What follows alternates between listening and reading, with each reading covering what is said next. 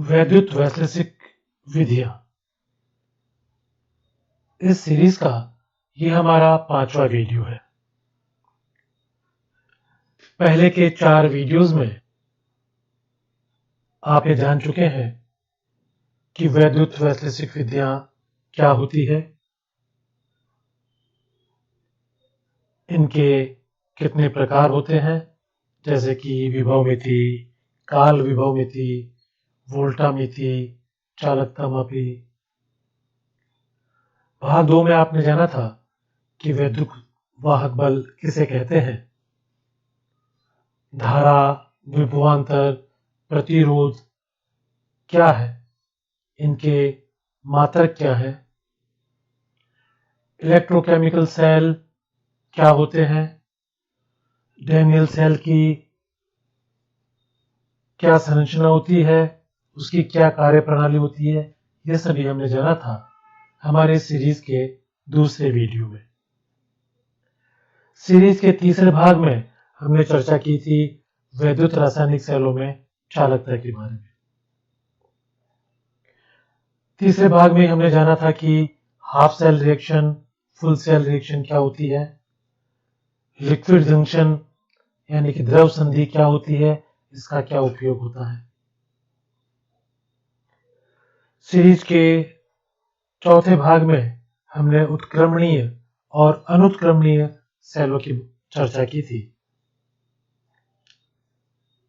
भाग 4 में हमने बात की थी इलेक्ट्रोड विभव के बारे में और सेल को किस तरह से हम प्रदर्शित करते हैं, यह सब हमने जाना था। इस सीरीज का यह हमारा 5वां वीडियो है। आइए प्रारंभ करते हैं। सेल के विद्युत वाहक बल का मापन, measurement of EMF of a cell. अब तक हम यह तो जान ही चुके हैं कि सेल क्या होता है और विद्युत वाहक बल क्या होता है। जब कोई सेल हमारे पास में है तो उसके विद्युत वाहक बल का किस तरह से मेजरमेंट किया, इस बारे में बात करेंगे आज के इस वीडियो में। सामान्यतः पोगेनडॉर्फ के संपूरक सिद्धांत की सहायता से गैल्वेनी सेल के विद्युत वाहक बल का निर्धारण किया जाता है। किसी भी परिपथ में दो बिंदुओं के बीच के विभवांतर को वोल्ट मीटर की सहायता से मापा जा सकता है, किंतु गैल्वेनी सेल में दोनों इलेक्ट्रोडों के बीच का विभव वोल्ट मीटर से नहीं मापा जाता है। अब इसका कारण क्या है कि जब वोल्ट मीटर को हम किसी भी सेल से जोड़ते हैं तो सेल से बहुत छोटी मात्रा में, बहुत थोड़ी सी क्वांटिटी में विद्युत धारा निकल जाती है और इससे इलेक्ट्रोड पर रिएक्शन स्टार्ट हो जाती है। और जैसे इलेक्ट्रोड पे केमिकल रिएक्शन स्टार्ट होती है तो सेल के विद्युत वाहक बल में परिवर्तन आ जाता है और गैल्वेनी सेलों के विरोधी विद्युत वाहक बल ध्रुवण उत्पन्न कर सकते हैं। अतः वोल्ट मीटर द्वारा मापा गया विद्युत वाहक बल सेल का यथार्थ विद्युत वाहक बल नहीं होता है। तो नट शेल में हम ये बात कर सकते हैं कि जब किसी वायर का, किसी तार का जब हमें विभवांतर निकालना होता है तो हम उन दो बिंदुओं के बीच में वोल्ट मीटर को लगा देते हैं और उससे उसका विभवांतर ज्ञात कर लेते हैं। लेकिन सेल के मामले में अगर हम वोल्ट मीटर लगाते हैं तो यथार्थ पाठ्यांक नहीं आता है। क्यों होता है ऐसा? क्यों जैसे ही हम वोल्ट मीटर को किसी सेल से जोड़ देते हैं तो सेल से बहुत थोड़ी मात्रा में करंट फ्लो होने लगता है और जैसे ही सेल से करंट फ्लो होने लगता है इलेक्ट्रोड पे केमिकल रिएक्शन आरंभ हो जाती है और जैसे ही इलेक्ट्रोड पे केमिकल रिएक्शन स्टार्ट होती है तो सेल का जो विद्युत वाहक बल है वो चेंज हो जाता है और फिर जब हम वो नोट करते हैं वोल्ट मीटर से तो जो चेंज जो विद्युत वाहक बल है वह नोट हो जाता है, जबकि वो सेल का यथार्थ विद्युत वाहक बल नहीं होता है। तो किसी सेल का जब हम विद्युत वाहक बल निकालें तो वह स्थिति होनी चाहिए जिस समय कि उससे करंट बिल्कुल नहीं निकल रहा हो। अगर उससे बहुत थोड़ी मात्रा में भी करंट निकल रहा होगा तो जो हम विद्युत वाहक बल का मापन करेंगे वह एक्यूरेट है, यथार्थ नहीं होगा। खुले परिपथ यानी कि जब कोई भी करंट निकल नहीं रहा हो, जब सेल से बिल्कुल भी विद्युत धारा प्रवाहित न हो रही हो, तभी गैल्वेनिक सेल साम्यावस्था में हो सकता है और यथार्थ विद्युत वाहक बल को मापा जा सकता है। इस उद्देश्य के लिए पोटेंशियोमीटर यानी कि विभवमापी नामक उपकरण का उपयोग करते हैं। तो यहां तक में यह क्लियर हो जाता है कि जब किसी वायर या किसी तार का हमें विद्युत वाहक बल या विभवांतर ज्ञात करना हो तो हम सीधे वोल्टमीटर की सहायता से कर सकते हैं। लेकिन जब किसी सेल का हमें विद्युत वाहक बल निकालना हो तो पहली कंडीशन ये होती है कि सेल से धारा बिल्कुल निकल नहीं रही हो। अगर धारा निकल रही होगी तो सही विद्युत वाहक बल नहीं नाप सकते। तो ऐसी स्थिति जबकि सेल से बिल्कुल विद्युत धारा प्रवाहित न हो और हम उसका विद्युत वाहक बल निकाल लें, इसके लिए जो उपकरण काम में लेते हैं उसे पोटेंशियोमीटर अर्थात विभवमापी कहते हैं। विभवमापी यानी कि पोटेंशियोमीटर से जो हम विद्युत वाहक बल को नापेंगे वो पॉगेनडॉर्फ के समतोल सिद्धांत पर आधारित है। अब इस सिद्धांत के अनुसार हम क्या करते हैं कि किसी सेल के विद्युत वाहक बल को किसी ज्ञात विद्युत वाहक बल के सेल से संतुलित किया जाता है ताकि साम्यावस्था की स्थिति प्राप्त हो सके और यथार्थ विद्युत वाहक बल ज्ञात किया जा सके। यानी हम क्या करते हैं कि एक तो वो सेल जिसका कि हमें विद्युत वाहक बल ज्ञात करना हो और दूसरा जिसका कि हमें विद्युत वाहक बल ज्ञात हो, उन दोनों को जब संतुलित किया जाता है और एक साम्यावस्था उत्पन्न की जाती है, उससे हम अज्ञात विद्युत वाहक बल वाले सेल का विद्युत वाहक बल ज्ञात कर सकते हैं। उत्क्रमणीय विद्युत वाहक बल ज्ञात करने हेतु खुला परिपथ ही अप्रोप्रिएट होता है, क्योंकि खुले परिपथ में बहुत ही कम मात्रा में धारा बहती है और सेल की जो प्रकृति है वह उत्क्रमणीय रहती है। अब जब हम विभवमापी की बात कर रहे थे उसे यहाँ चित्र में दर्शाया गया है। इसके अंतर्गत एक कार्यकारी सेल जो कि बैटरी होती है और इसका सामान्यतः जो विभव है वो 2 वोल्ट है। चित्र में आपको बैटरी यहाँ प्रदर्शित की गई है कि जहाँ हरे रंग से उसके टर्मिनल दिखाए गए हैं और लिखा हुआ है कि बैटरी यहाँ पर लगी हुई है। चित्र में आप इसको देख पा रहे होंगे, जिसका विद्युत वाहक बल स्थिर किंतु अज्ञात सेल के विद्युत वाहक बल से अधिक होना चाहिए। तो यह 2 चीजें जिस भी बैटरी को हम यहाँ प्रयुक्त कर रहे हैं, जिसका उपयोग विभवमापी में कर रहे हैं, तो यह ध्यान रखने योग्य बात है कि एक तो उसका जो विभव है वह स्थिर होना चाहिए, परिवर्तनीय नहीं होना चाहिए। दूसरी बात कि जो अज्ञात सेल जिसका विद्युत वाहक बल हमें ज्ञात करना है उससे इसका विद्युत वाहक बल ज्यादा होना चाहिए। इसके बाद में एक तार आप देख रहे होंगे जो नीले रंग से प्रदर्शित किया गया है, ए बी तार। यह एक सुचालक तार है जो या तो प्लेटिनम का बना होता है या प्लेटिनम इरिडियम के मिक्सचर का बना होता है और सामान्यतः यह 1 मीटर लंबा होता है। तो ये जो ए बी नीले रंग से वायर प्रदर्शित किया गया है वह अमूमन 1 मीटर का होता है और या तो प्लेटिनम का बना होता है या प्लेटिनम इरिडियम धातु का बना होता है। इस तार को कसकर ए और बी के मध्य लगा दिया जाता है और इस तार के नीचे एक मीटर स्केल होता है और जिससे तकरीबन हम 0.5 mm तक का पाठ्यांक यथार्थता के साथ माप सकते हैं। तो इस पूरे चित्र में अगर हम अवलोकन करें तो ऊपर नजर आ रहा होगा आपको कि एक बैटरी लगा रखी है जो कि एक स्थिर विभव की और अज्ञात सेल से ज्यादा विभव की है। उसके पास में एक रेजिस्टेंस लगा है, नीले रंग से ए बी वायर प्रदर्शित किया गया है। वही चित्र यहाँ रेफरेंस के लिए पुनः दिखाया गया है। कार्यकारी सेल जो बैटरी हमने लगाई है जो ऊपर की तरफ नजर आ रही है आपको, एक उच्च प्रतिरोध वाले तार के सिरे ए और बी के बीच में जोड़ दिया जाता है। यह सर्किट डायग्राम में आप देख पा रहे हैं कि ए और बी के बीच में जो चित्र में आप ऊपर की तरफ देखेंगे कि हमने एक बैटरी लगा रखी है। तार की मोटाई एक समान होनी चाहिए ताकि विभव में प्रति लंबाई इकाई कमी भी समान हो। तार की जो विड्थ है, जो मोटाई है, वो यूनिफॉर्म होनी चाहिए। यह आवश्यक नहीं कि बिल्कुल पतला वायर हो या बिल्कुल मोटा वायर हो।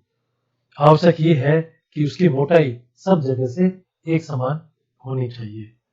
अब वह सेल जिसका विद्युत वाहक बल निकालना है, चित्र में आप बिल्कुल नीचे की तरफ देख पा रहे होंगे अननोन सेल जिसका कि विद्युत वाहक बल हमें ज्ञात करना है, वह लगा है और साथ में एक स्टैंडर्ड सेल भी लगा हुआ है। दोनों के जो धन वाले हिस्से हैं, जो पॉजिटिव एंड है, उसको ए से जोड़ा गया है जो कि ऊपर बैटरी के धन भाग से जुड़ रहा है। तो याद रखने के लिए यह है कि सारे पॉजिटिव टर्मिनल एक साथ जुड़ने हैं। वह सेल जिसका विद्युत वाहक बल निकालना है तथा वह सेल जिसका विद्युत वाहक बल ज्ञात है, दोनों के पॉजिटिव पोल यानी कि पॉजिटिव एंड कार्यकारी सेल मतलब जो हमारी बैटरी है उसके पॉजिटिव एंड से जोड़ा जाता है। अब जो अज्ञात सेल जिसका कि विभव हमें ज्ञात करना है उसको हम गैल्वेनोमीटर से जोड़ लेते हैं और गैल्वेनोमीटर से जो हमने डी लिखा है वह स्लाइडिंग कांटेक्ट है कि स्लाइड करके उसकी पोजीशन को हम बदल सकते हैं। यह जो स्लाइडिंग पोजीशन है वह ए बी वायर पर सरक सकती है। अब जब हमने अज्ञात सेल को उसके ऋण भाग को गैल्वेनोमीटर से कनेक्ट करते हुए स्लाइडिंग जो की है हमारी उससे जोड़ दिया है और उसको आगे पीछे इस तरह से करेंगे और एक ऐसी स्थिति पर ले आएंगे जहां गैल्वेनोमीटर में कोई धारा प्रवाहित ना हो रहा हो, अर्थात जी में कोई भी विक्षेप न दिखे, सूचक शून्य की स्थिति पे आ जाए जो कि बिल्कुल गैल्वेनोमीटर के बीच में होता है। यह शून्य बिंदु स्थिति कहलाती है। इस स्थिति में तार की लंबाई नोट कर ली जाती है। तो विधि क्या हो गई कि जो ये पोटेंशियोमीटर जो हमारा है इस पर हमने ए और बी के मध्य में एक बैटरी लगा दी है। फिर जो सेल जिसका कि ईएमएफ हमें ज्ञात करना है और एक स्टैंडर्ड सेल जिसका कि ईएमएफ हमें ज्ञात है, उन दोनों के जो पॉजिटिव एंड है उनको भी ए से जोड़ेंगे और बैटरी का जो पॉजिटिव एंड है उसको भी हम ए से जोड़ेंगे। अब प्रायोगिक रूप से जो हमारा अननोन ईएमएफ वाला सेल है उसको गैल्वेनोमीटर के थ्रू एक स्लाइडिंग की से जोड़ देंगे जो कि चित्र में डी से प्रदर्शित किया गया है और उसको स्लाइडिंग की को ए बी पर इस तरह से सरकाएंगे कि गैल्वेनोमीटर में शून्य विक्षेप आ जाए, अर्थात गैल्वेनोमीटर की जो नीडल है वो बिल्कुल सेंटर में 0 पे आने लगे। और जब ये शून्य स्थिति जब आ जाती है तो ये जो ए से इसकी दूरी है उस बिंदु की नोट कर लेते हैं। माना कि ये दूरी P है तो वो दूरी हो गई AP, उसको हम नोट कर लेते हैं।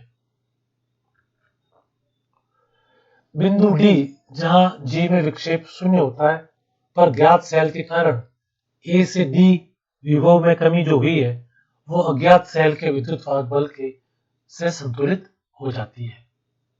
अब क्या करेंगे कि जो हमारी द्विपद कुंजी है, जो अल्टरनेट जो हमारा स्विच है उसको चेंज करेंगे और स्टैंडर्ड सेल को हम गैल्वेनोमीटर से जोड़ देंगे। एक बार पुनः चित्र को देख लेते हैं कि अब स्टैंडर्ड सेल को हमने गैल्वेनोमीटर से कनेक्ट कर दिया है और जो बीच में आप देख पा रहे होंगे वो वहां से वो की लगी है जिसके जरिए आप देख पाएंगे कि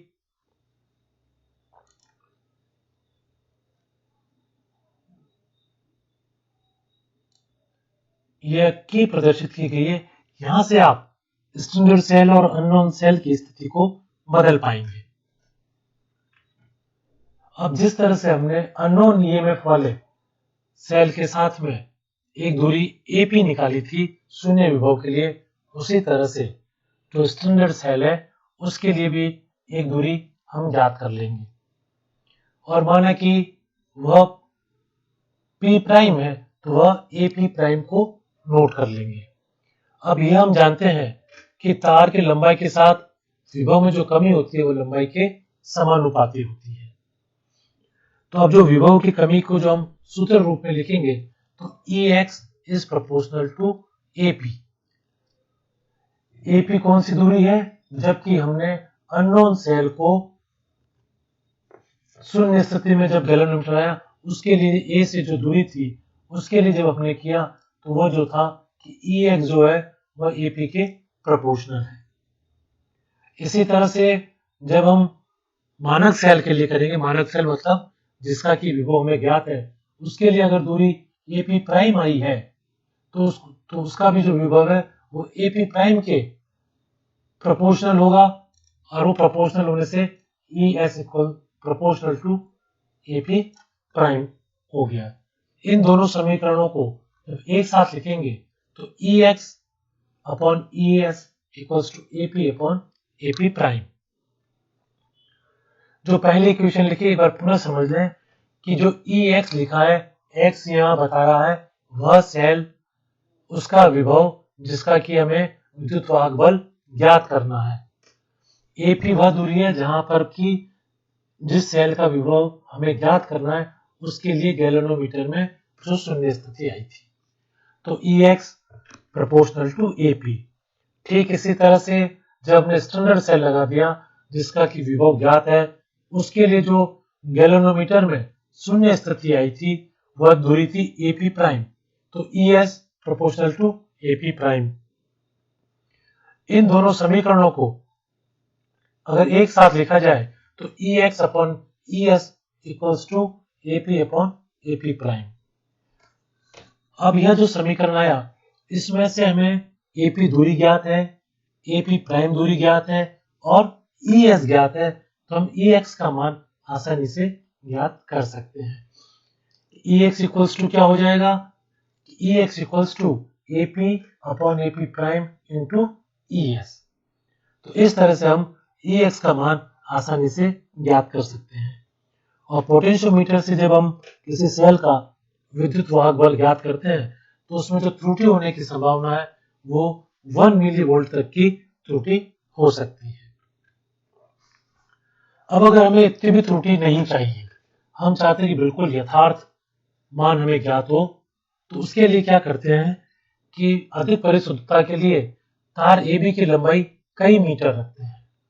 अभी हम सामान्य पोटेंशियोमीटर है जो सामान्य विभवमापी है, जब उसकी बात कर रहे थे तो उसमें AB तार की जो लंबाई थी वह हमने 1 मीटर रखी थी, लेकिन अधिक परिशुद्धता के लिए हम तार AB की लंबाई 1 मीटर से काफी ज्यादा रखते हैं एवं तार को 2 अंशांकित प्रतिरोध बॉक्स द्वारा विस्थापित कर दिया जाता है।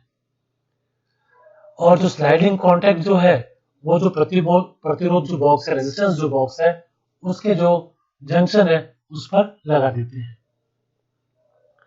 AD के बीच प्रतिरोध को प्रतिरोध बॉक्स में से प्रतिरोध निकालकर परिवर्तित किया जाता है।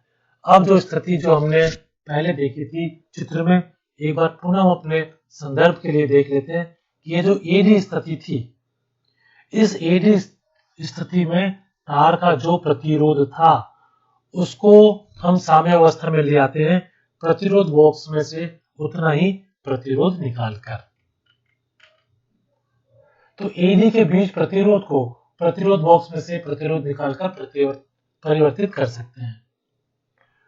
तो अज्ञात सेल की उपस्थिति में यदि A एवं D के मध्य का प्रतिरोध Rx है, जब गैल्वेनोमीटर में शून्य विक्षेप आ जाए यानी कि वहां धारा शून्य हो, और यह तो हम जानते ही हैं कि विभव में जो कमी होती है वह प्रतिरोध के समानुपाती होती है, तो EX जो होगा प्रोपोर्शनल होगा RX के लिए।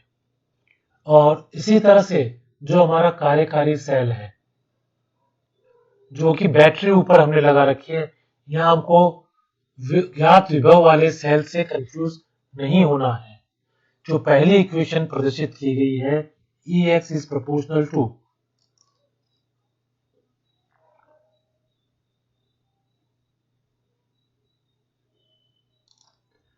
पहली जो ये इक्वेशन आप देख रहे हैं EX is proportional to RX, यह बता रहा है कि वह सेल जिसका हमें विद्युत वाहक बल ज्ञात करना है उसका जो विभव है वह जो प्रतिरोध RX जो हमने प्रतिरोध बॉक्स में से निकाला है उसके समानुपाती है। दूसरी इक्वेशन जो है EC is proportional to R, EC is proportional to R, यह इक्वेशन हमें यह बता रहा है कि जो कार्यकारी सेल हमने जो बैटरी लगाई है, यहाँ ये याद रखें कि यह वह सेल नहीं है जिसका कि हमें विद्युत वाहक बल ज्ञात है, यह स्थिर विभव की बैटरी के लिए लिखा हुआ है। इन दोनों समीकरणों को जब एक साथ लिखते हैं तो ये पाते हैं EX equals to EC, EX upon EC equals to RX upon R। तो EX के लिए जब इसको सॉल्व किया तो हम पाते हैं EX, ये जो EC है वह चला गया वहां सामने की ओर, तो EX equals to EC into RX upon R। यहाँ EC जो है वो कार्यकारी सेल यानी कि जो बैटरी लगा रखी है उसका विभव है, R जो है दोनों प्रतिरोध बॉक्स का कुल प्रतिरोध है। अब वही हमने काम स्टैंडर्ड सेल के लिए किया। अब हमने जिस सेल का विभव ज्ञात करना है उसे हटा लिया और उसकी बजाय स्टैंडर्ड सेल लगा लिया। जैसा कि हमने पहले चित्र में देखा था वह डी प्राइम वाली स्थिति थी। जब इसको संतुलन में लाए तो ES is proportional to RS और EC इज, जो पहले भी हमने देखा था, प्रोपोर्शनल टू R। इन दोनों समीकरण जो आपके स्क्रीन पर पहला और दूसरा समीकरण दिख रहा है, इससे हम EC का मान ज्ञात कर सकते हैं। तो EC की वैल्यू आ गई ES into R upon RS। अब जो समीकरण एक था हमारा पुनः देख लेते हैं। यह जो बिल्कुल स्क्रीन में नीचे की ओर दिखाई दे रहा होगा समीकरण एक, इसमें EC का मान हम रख देते हैं। जब EC का मान हमने समीकरण में रख दिया तो EX equals to ES into R upon RS into RX upon R। तो R और R तो कैंसिल आउट हो गए, तो EX equals to ES into RX upon RS। तो यहाँ ES जो है वह तो जो ज्ञात विद्युत वाहक बल सेल है उसका विभव है, और R जो दोनों बता रखे हैं वह प्रतिरोध बॉक्स में से जो प्रतिरोध निकाले गए उनकी वैल्यू है। तो RX, RS और ES ज्ञात होने पर हम EX को ज्ञात कर सकते हैं। कई विद्युत वैशेषिक प्रयोगों में विभव मापी अनुमापन एक जैसा उदाहरण है उसका पोटेंशियोमेट्रिक टाइट्रेशन। ये आप अपने प्रायोगिक कक्षाओं में भी करेंगे। पोटेंशियोमेट्रिक टाइट्रेशन, इसमें विभव मापी वोल्टमीटर विधि को प्रयुक्त किया जाता है। इसका डायग्राम आपकी स्क्रीन पर प्रदर्शित किया गया है। इस विधि में ज्ञात सेल को दो परिवर्तनीय प्रतिरोधों के मध्य जोड़ा जाता है। R1 और R2 जो आप देख रहे हैं वह परिवर्तनीय प्रतिरोध है। इसमें हम गैल्वेनोमीटर में जो शून्य विक्षेप है वो प्रतिरोध में परिवर्तन कर नोट कर सकते हैं। ज्ञात सेल C को परिवर्तनीय प्रतिरोध AB के बीच में जोड़ा जाता है। एक प्रतिरोध द्वारा स्थूल एवं दूसरे से सूक्ष्म समायोजन किया जाता है। तो इन जो R1 और R2 जो आप चित्र में देख पा रहे हैं, तो इनमें से एक तो होता है जो प्रतिरोध की जो वैल्यू चेंज करता है वह बड़े रूप में चेंज करता है, और जो दूसरा है वह इसको सूक्ष्म रूप में परिवर्तित करता है। प्रायोगिक सेल X को गैल्वेनोमीटर के साथ श्रेणी क्रम में जोड़ा जाता है और मिली वोल्ट मीटर में परिवर्तनीय प्रतिरोध के मध्य लगा देते हैं। अब V को इस तरह से संयोजित किया जाता है कि G में कोई धारा न बहे। इस समय V में इंगित विभव सेल X का विद्युत वाहक बल होता है। तो सर्किट डायग्राम जो इस चित्र में आप देख रहे हैं कि R1 और जो R2 है वो दोनों परिवर्तनीय प्रतिरोध है। इनमें से एक जो होता है उसकी वैल्यू बड़े रूप में चेंज होती है, दूसरे की जो वैल्यू है वो छोटी छोटी इकाइयों में चेंज होती है। उसके एक तरफ ज्ञात सेल लगा हुआ है, दूसरी तरफ गैल्वेनोमीटर के जरिए अज्ञात सेल लगा हुआ है। और जब गैल्वेनोमीटर में शून्य विक्षेप की स्थिति आती है उस समय वोल्ट मीटर का जो पाठ्यांक है वो नोट कर लिया जाता है, वह सेल का विद्युत वाहक बल होता है। तो आज के इस वीडियो में हमने जाना कि किस तरह से किसी सेल का हम विद्युत वाहक बल ज्ञात कर सकते हैं। धन्यवाद।